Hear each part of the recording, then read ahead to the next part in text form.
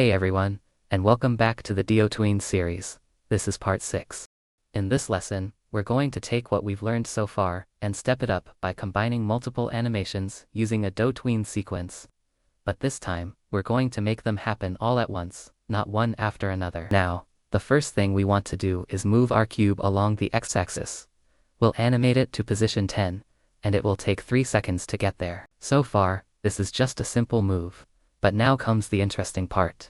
Instead of waiting for the move to finish before doing something else, we're going to use join to start other animations at the same time as the movement. Let's scale the cube up to a size of 5 on all axes, also over 5 seconds. Because we're using join, this animation will run at the same time as the movement. But we're not done yet. Let's add one more animation, a color change. We'll make the cube turn green using DOColor. This time, the color transition will happen over 5 seconds. Let's hit play and check it out in Unity. You'll see the cube move scale and turn green all at once. A simple but effective combo you can apply to enemies. Thanks for watching. Don't forget to like the video,